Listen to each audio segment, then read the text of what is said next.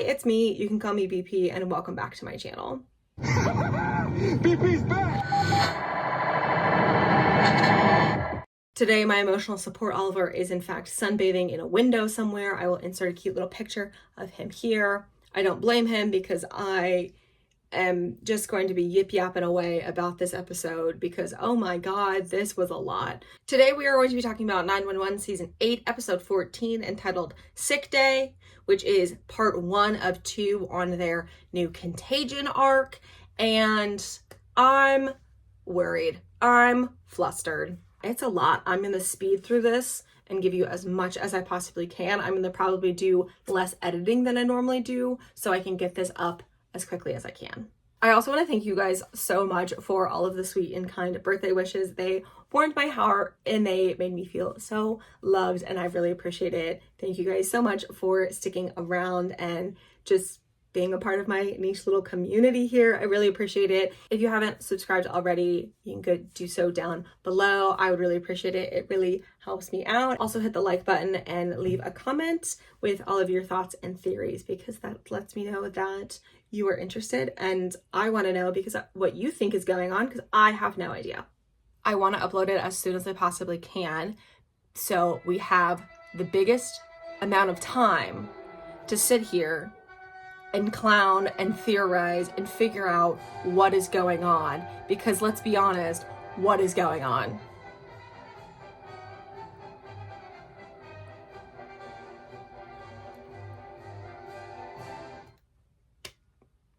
And not in like a clowning buddy way, in like a clowning major character death way, right? Okay, let's get into the recap and then we can start clowning on our thoughts and theories after. So the episode starts with the Wilson and the Hahn family having this cute little brunch, which is actually just like a little send up for a gender reveal, which the Wilsons are kind of confused because they're like, don't you already know the gender of your baby? And the Hahns are like, well, yeah, well, we know and everyone else knows, but we promised G a cake. And so they were like, okay, got it. And they slice into the cake and it's a girl, ? They just switched the wrong cakes. They are still having a boy, but they have to figure out how to tell Gian that she's not having a sister. She's actually having a brother. Awkward. Look at this cup that my aunt got me for my birthday. I think it's so cute. I love it. 118 gets called out to a bus crash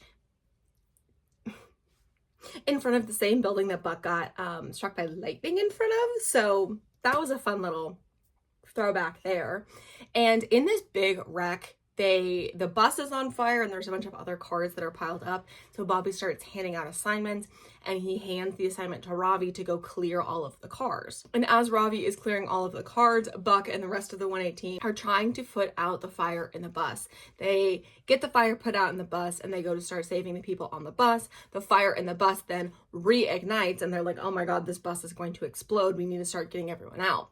As this is happening, Ravi is trying to extract this woman from her car, and he walks up and he scans over the car and says, clear, it's just her. So they are able to rescue her from the car and they wheel her away and she's unconscious and she comes to and they're like, ma'am, you've been in an accident, you're okay. And she's like, okay, well, where's my daughter? And Ravi's like, the car was clear. And this woman was like, well, I have a 3-month-old daughter in the car. So Ravi's panicking because he's like, no, I didn't see anything. And Bobby is like, I'll go back and check, as this whole like bus car situation is about to explode, right? So Bobby goes back to the car and he's able to find the baby and we see him kind of get the baby, and then we pan back to the 118 and they're standing and they're watching, and then all of a sudden, big kablooey, the bus blows up. Buck looks like he is going to go jump off of a bridge because he thinks that Bobby just died. And to me, I was like, oh my god. Was this our NDE with Bobby? Was this our DE with Bobby? He can't explode because what the hell? Bobby walked out of the fire, out of the explosion with the little baby. All is right in the world, except the fact that Ravi is like, I failed at my job. I'm the worst person ever. Everything sucks. I said the car was clear. I said I was supposed to clear the car. I didn't clear the car. The baby could have died. Bobby could have died. I'm the worst. Buck and Robbie then go out to have a couple beers after their shift. And Robbie's like, I'm gonna go. And Buck is like, we literally just got here. And Robbie's like, no, I mean, like, I'm gonna quit. As Buck is talking to him, he was like, you've had one bad call. You got spooked. You gotta get back on the horse. It'll be fine. And Robbie's like, no, I'm gonna go. And Robbie gets up and leaves. And Buck is like, no one else is quitting this month. Sit back down. Sit back down. I'm sad. I'm sad. Yes, sir, I will do that. I will do that. Also, timeline update. Eddie's been gone for more than a month. I know that for a fact. I know that for a fact. So, that's a lie. Anyway, doesn't matter. Within this conversation, Buck is basically just like, that's why we go in as a team. We work as a team. Bobby was there to save, like, it's okay, you'll be fine. And then Buck kind of says something about doubt and how doubt is like a virus that'll eat you alive, which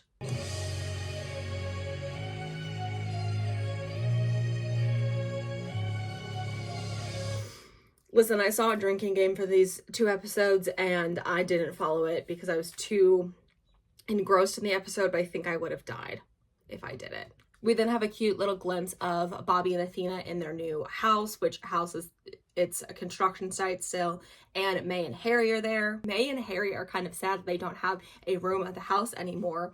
And Athena's like, oh, well, this is our dream house. And either May or Harry, one of them says like, oh, I guess we're not a part of your dream. And Athena's like, no, you're a part of the daydream and you go home after dinner. And I just thought it was really funny and really cute. But that's the only lighthearted somewhatness of the episode. Then we transition into the lab, the big scary lab, where we meet our 3 scientists, Alan, Roz, and Moira. And Alan and Roz are just like normal scientists, and then they say that they work for a virus, which I think is Moira. So I think Moira might be above them, but I'm not entirely sure of the power dynamic of this lab. But the people you do need to know is Alan, the man, Roz, the girl, Moira, the redhead, the 3 genders, right? Listen, if I had a nickel for every time that we used a Megan Hunt actress to be an evil lady in 911, I'd have 2 nickels, which isn't a lot, but it's weird that it happened twice, right? We finally got Sinrostro back. Crazy. Okay, so Alan and Roz show up to the lab and they are like talking with Moira, and basically Moira is just kind of like this crazy scientist lady, and they ask her what's going on with Polly, which is the rat in the cage, because she's super sick, but she wouldn't have been super sick, like something had to change. And Moira basically says like, oh, well, yeah, like I sped up the incubation period on this virus. That's why she's so sick, is because it's working.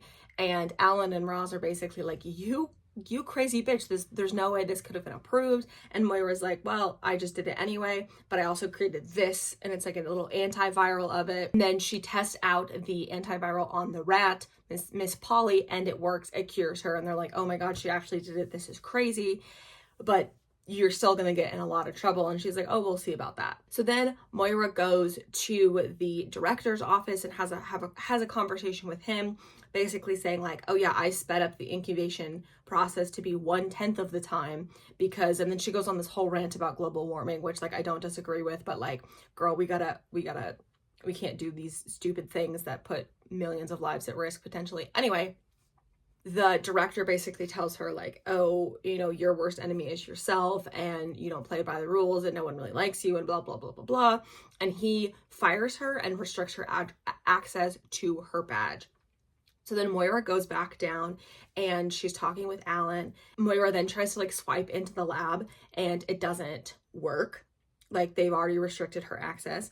And Moira with her like very heavy duty like clipboard, like it's not even like it's a storage metal clipboard. She's like, you know why I've never named any of my test subjects? And she like looks at Alan. He's like, and then she whacks him over the head with the thing. And then she stands over him and is like, because I never liked rats, and then clips his little keypad and then goes back into the lab.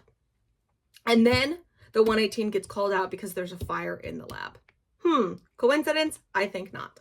So as the 118 is driving to the lab, they're finding out a lot about what exactly goes on at this lab, and that they are like a level 4 research facility, and they're like a 4 out of what? And they're like a 4 out of 4, like very dangerous things. Then when the 118 unloads and they meet with the director, they find out that the fire in the basement lab where they are researching Crimean Congo hemorrhagic fever, or CCFH, or Ebola's evil cousin, which is what I'm going to be referring to it because I can't remember the fever. Also, I think it's hilarious if you look on Google Trends, the Google trend of right when the episode aired, the spike increase of looking up Crimean Congo hemorrhagic fever completely spiked. We love it.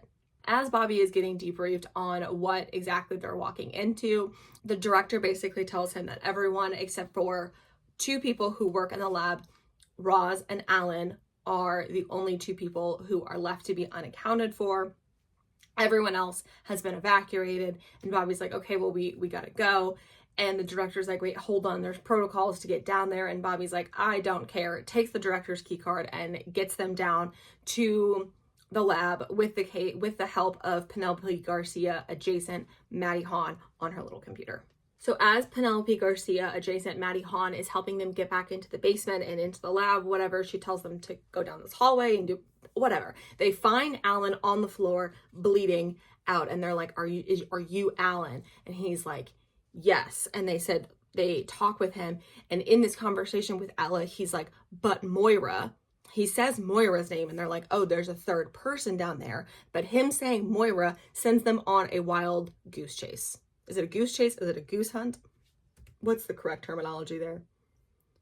It's wild goose chase. Anyway, so they are under the impression that they just need to look for one other person, this Roz character. That's what they told from the director, but Alan used a different name in addition to Roz. Moira. Anyway, you're following. I hope. So as the 118 are down in this lab, they're trying to put out the fire. They find Roz in this room, and she's panicking because the door has like melted shut and there's no way to get her out because it's a super secure room and like the glass is like unbreakable. Guess what the genius idea they have is? That's right, HVAC systems. Remember the thing that almost killed Chimney Han before? Right. So they send Buck and Chimney, which the crazy thing about that is if you look at the spectrum of the type of people at the 118, right? Chimney always gets sent to do HVAC systems because he's shorter and leaner than most of the other people. And then you have Clifford, the big red bisexual, Evan Buckley. Why are you Anyway, it's a plot point. It doesn't matter. We don't need to think about that detail. We can critique other details later because I have lots of those. Okay, moving on. They drop into the room and they are able to save Roz from her whatever. And as they bring Roz out of the air vent, she like had to hold her breath the whole time. And so they need to get her to a place where she can breathe.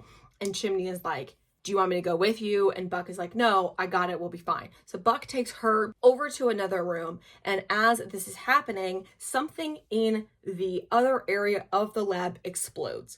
And so Buck and Roz are over here, the 118's over here, the explosion happens here, that blows whatever, 118 falls down, Buck falls down on top of Roz, but they are okay because they're in a different room. And as this happens, this big safety door comes down and barricades the 118 from the rest of the world, literally. So Buck is like telling Roz, you need to get out of here. Do you know how to get out of here? And Roz is like, yeah, we do drills. I'll be fine. So Roz ends up leaving and Buck is on the outside freaking the fuck out. I wrote in my notes, crash out city, literally, because Buck is freaking out and he's trying to talk with Maddie about how to get in and he is like losing it. And I think this is the first time that Buck has ever referred to Maddie on dispatch as Maddie. Like he's talking with her and Maddie's like, there's protocols to do, like we can't necessarily do it. And Buck is like, no, Maddie, screw protocols. If this was real life, he would have said, fuck, whatever. Oh, the automatic lockdown seals everything. It's part of their safety protocols. No, Maddie, screw protocols, okay? I'm grabbing a saw. I'm getting my way back in there. No, Buck, please. No. We can't risk you injuring yourself or anyone inside. And so Maddie and Buck do refer to each other by their first names, which I don't think is very professional. So that's why it's never happened before. So Maddie's like, just get out. We have someone on scene. It'll be fine. We'll figure it out. Guess who the person on scene is? Sheriff of Crash Out City, Athena Grant. Buck is the mayor. Athena is the sheriff, right? So as Buck goes and meets with Athena, they're like, okay, well, like, what do we do? Athena's talking with the director, and the director's like, well, yeah, that's just the way that it goes. It goes on lockdown. They have to just wait for things to go and filter and science words. I don't fucking know. I didn't take that detailed notes. And Athena's basically like, well, how long is this going to take? And the director's like, well, maybe a day. And she's like, oh my God, this is crazy. That wouldn't necessarily be a bad idea, except for the fact that when they try to reach back in with the 118, Bobby checks back in, Chimney checks back in, Robbie checks back in, Hen doesn't check back in because she is laying down and is barely breathing because her lung collapsed. Chimney, his little fancy tube thing that keeps him from whatever, broken. Chimney is in this lab of a 4 out of 4 lethal virus lab, exposed. And they're like, what the fuck? And Maddie's like, go put on a mask. Don't do anything. Put on a mask. Somewhat save yourself. So the sheriff of Crash Out City is going to talk to the director, basically being like, we have a man down there who broke his breather. What can we expect? Whatever. And the director is like, oh, well, incubation is normally anywhere from 3 to 7 days. So fingers crossed, whatever. As this is happening, the fucking military shows up. The army shows up. You know who else was in the army? Eddie Diaz. Eddie Diaz has a Silver Star. Sorry. I need to take a breath. I need to calm down. And the army's plan is to basically build like a tunnel into where these guys are to get them out safely without potentially risking exposure of the virus out to the public, right? Because that's what they're worried about, is if they are able to get them out, this virus could be airborne, whatever. And they ask like, oh, how long is this going to take? And the army guy is like, well, our record is 2 hours. And they're like, okay, that's much better than a day. But then they get news about Hen. And they're like, Hen has a collapsed lung. And if she doesn't get to an OR in like 10 minutes, homegirl's going to kick the bucket. And they're like, well, shit. In the deep, dark dungeon lab, Chim is basically preparing to cut into Henrietta Wilson's lungs and reinflate them. And as this is happening, he gets a call on his cell phone from Maddie, which is crazy. Details don't matter. And Maddie is basically saying like, hey, how are you feeling? And Chim's like, tell Dr. Google I'm feeling okay. And Maddie's like, okay, got it. But in case you are exposed, I don't think you should be the one to do this on Hen. And Chim is like, oh my God, you're right. Chimney tells Bobby, hey, I'm actually going to stand over here behind this plate glass wall so I don't breathe on you, and you're going to be cutting into her. And Bobby's like, what the fuck? Anyway, fine, I'll do it. Meanwhile, back at Crash Out City, the army is tapping into the security camera to see all of these things that are going on. Whatever. I don't know. They're the fucking military. They got eyes everywhere. Please don't arrest me. And they are watching as Bobby is doing this surgery on Hen. And Athena's basically like, well, why is Bobby doing it? And why is Chimney standing over there? And they're like, oh, because Chimney's self-isolating. Oh my God, this is crazy. Bobby and Robbie successfully do it. Hen is able to breathe. We rejoice until Chimney starts coughing and he coughs up blood. If I had a nickel for every time a character on 911 coughed up blood, I'd had 2 nickels, which isn't a lot, but it's weird that happened twice, right? And then he just starts to like dramatically start getting a nosebleed. Crazy. Absolutely crazy. So Chimney's nose starts to bleed and they start freaking out and they relay the message up to Crash Out City. And so Athena and Buck go and start talking and trying to find the director. And they find the director talking to Roz, the scientist, trying to convince her to sign an NDA, a new NDA. Sheriff Crash Out is like, hey, this isn't Ebola's evil cousin because we got a man down there who's currently bleeding out of a nostril. What's going on? You said 3 to 7 days. And Roz is like, you didn't tell them? And the director's like, huh? And Mayor and Sheriff are like, tell us what? And the director's like, I didn't know what was going on down there. Huh? But then the news finally comes out that the virus that was kind of like in there was the shortened incubation period virus that Moira created. And then once the army gets wind of it, they terminate the extraction because they're like, this is so much more dangerous than we originally thought. And basically the army is like, thank you for your friend's service. Gotta go. I'm gonna go. And then Mayor of Crash Out City's like, well, what do you mean? You're just gonna like let them die?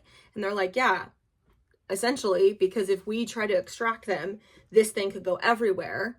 But if the virus dies with it, you know? And Athena and Buck are like, no, the fuck, we don't know. No, we don't know. Then as Buck is standing next to Roz is basically like, you know, there's a cure. There's an antiviral that this crazy scientist bitch lady created. You can do it. We can find it. We can get it. It'll be all fine. And Buck is like, oh my God, thank the Lord. So Buck is talking with the 1-8 team and telling them about this antiviral. At the same time, then Sheriff of Crash Out City, Athena Grant, goes and talks to the army guy and is basically like, hey, there's an antiviral. We're going to go get it. Then we can continue the extraction. And the army's like, well, no, don't use it, because if this thing goes airborne, we're going to use it to create a vaccine. And Athena's like, well, we're going to save our people. And the army guy's like, no, don't do that. And Athena's like, I'm not asking your permission. They're doing it. I'm just telling you it's happening. And so then the army guy tries to like intercept the radio. So Buck is talking with Ravi, telling him how to go get the antiviral. And the army guy is like, son, you have to stop it. And then Bobby comes back in on the radio and is like, he actually doesn't work for you. He works for me. Then the army guy is like, well, if you do this, you're going to be facing charges of domestic and international terrorism. Both of you. He's going to charge Bobby and Ravi with terrorism for a little whatever. And then Bobby is like, Ravi, stand down. I'll do it. And Ravi's actually like, no, don't worry. I'll do it. So then Ravi looks at the little security camera and he's like, if you want it so badly, come and get it. Actually, that's not what he said. I think he says, come and get me. If you want me so badly, you want to charge me so badly, come and get me. So then Ravi goes, he punches in the code. There's this big dramatic opening of the freezer. And guess what's not there? The antiviral. Guess where it is? In Moira's fucking purse on the streets of Los Angeles. And that's where the episode ends. Gagged. Immediately gagged. And I have a lot of thoughts and a lot of theories. After the episode aired, we got our promo for 8:15 Lab Rats, and I'm going to show it here so we can discuss it together. 2 firefighters down in here. What's the plan? Next Thursday, He's already in the second phase. Organ failure. I'm running out of time. The 911 2-part thriller concludes. By the time you get in there, you're gonna be pulling out bodies. Think you know the ending? Oh, God. You're dead wrong. Tina has the antiviral. She's on her way. That antiviral was his only shot. Still is. 911 Contagion, all new next Thursday on ABC. I'm scared, y'all. I'm so scared because let's talk about specific things from this episode, right? I won't be able to find the behind the scenes. Maybe I will. Don't expect me to, because I probably won't be able to. But this shot right here, there was a behind the scenes clip that was leaked a while ago, like months ago, of Buck crying. And now I'm putting the pieces together. That looks like the background of where they heard Buck crying.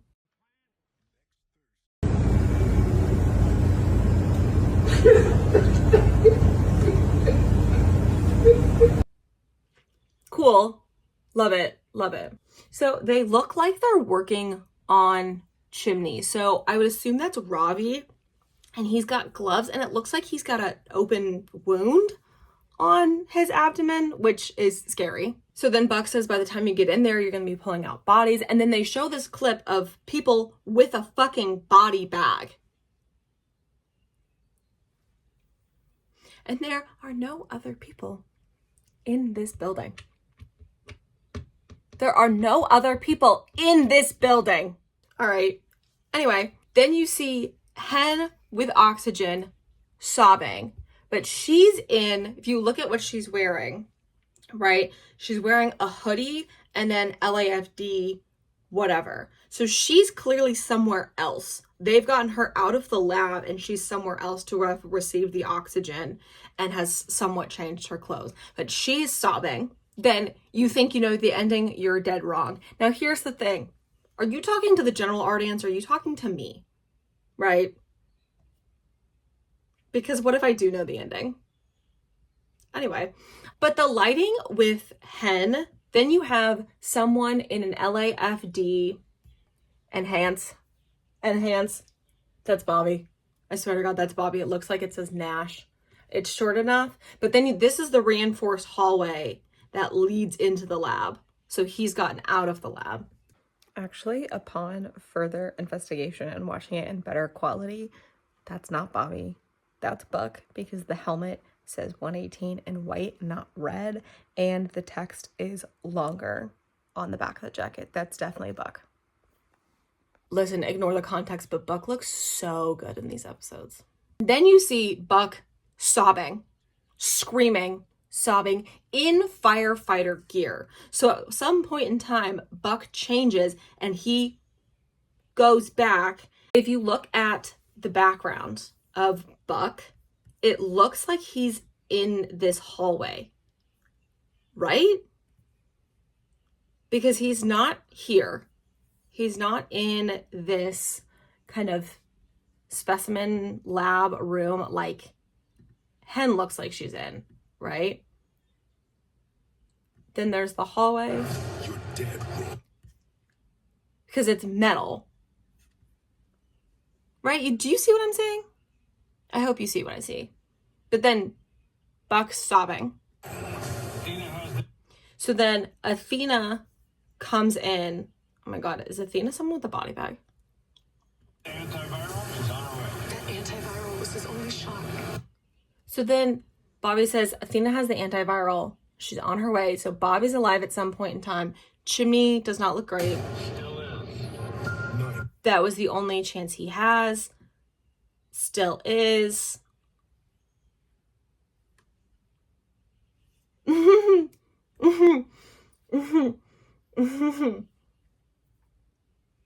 Buck could be along this wall. If you look right here, Buck could be along that wall.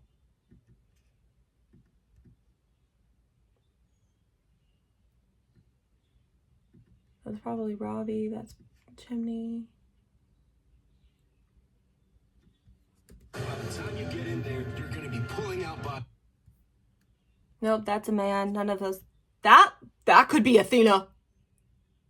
That could be Athena. I don't think it is. Think you know the ending? Oh, God.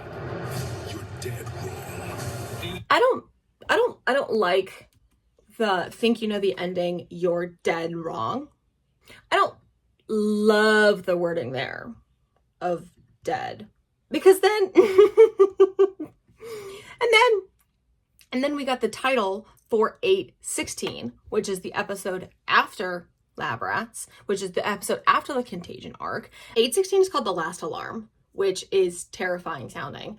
So Lab Rats airs on the 17th. So according to IMDb, 816 does not air until May 1st. So we have a week break between the end of Contagion. We don't have an episode on the 24th, and then The Last Alarm airs. The Last Alarm is a movie from the 1940s, which is something that Tim Minear would pull from just because we know he kind of likes old movies. And according to the internet, the storyline for the movie is the fire department forces a veteran firefighter to retire at the age of 65, but when one of his friends dies in a blaze set by a serial arsonist, the now retired firefighter teams up with his daughter and her fiance and an investigator for an insurance company to hunt down and capture the arsonist. So I don't like that, and I don't think they could do all of that in one episode right immediately after they just did Contagion, right? I'm thinking that there's, I don't know, I'm scared that The Last Alarm is going to be Bobby Nash's funeral. Listen, if you're not going to say it, I'm going to say it. Oh! And guess who's credited for the other cast on IMDb for Lab Rats 815?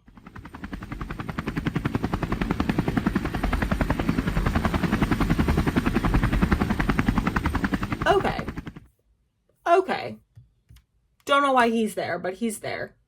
I think I might retract my statement, and which I thought that like this maybe could be like Bobby fever dream. Maybe it's Chim fever dream.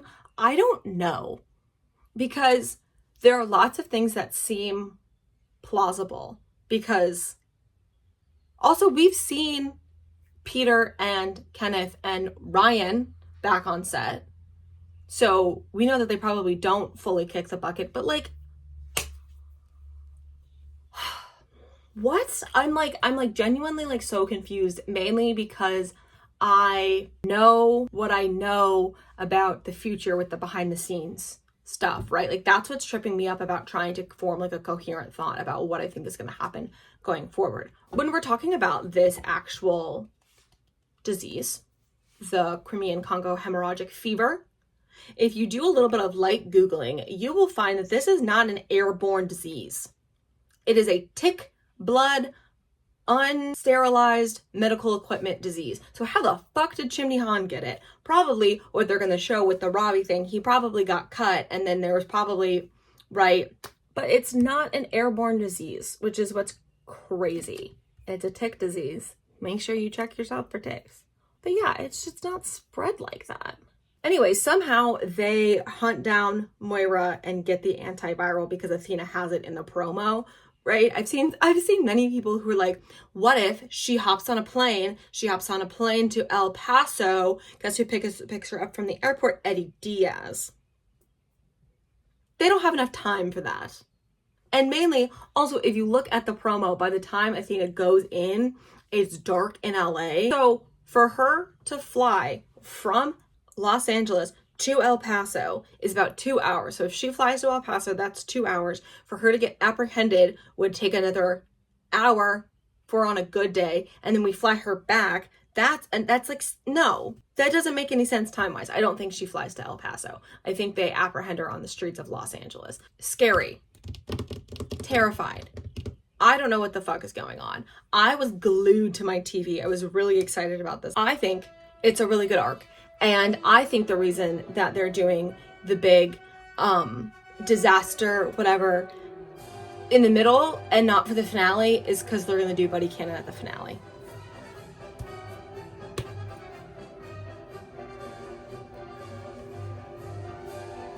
Looking ahead, we have Lab Rats 8:15, we have The Last Alarm 8:16, and then we have 17 and 18, and the season is over. One of these episodes includes Bobby Nash's fucking funeral. So, I don't know. I don't know what the fuck is going on. Do you? What do you think? What do you think? Please tell me your theories. I would love to hear your theories on what do you think we're going with the rest of the Contagion arc? What do you think we're going with the rest of the season? Is Buddy Cannon something that we're maybe thinking about this season? When I brought up season finale Buddy Cannon, my friend said to me, Buddy Cannon is giving Reputation Taylor's version. And I burst out into laughing and I said, why? Because it's inevitable. We have no idea when it's coming. And she said, yes. And also that you keep clowning about it. I'm like, all right, well, be quiet. Hush your mouth. We're not going to get a Mad Knee Baby by the end of the season. We're probably going to get it at the beginning of season 9. Right? Anyway, we just have a few more days till we figure out what the hell is going on. And I'm scared. I'm worried. I fear this big NDE moment is going to be terrifying and heartbreaking and worrisome. Honest to God, very worrisome. So please let me know your thoughts and theories. And I am super excited and super worried to see you in the next one. Let's hope all of our friends are going to be live for that one.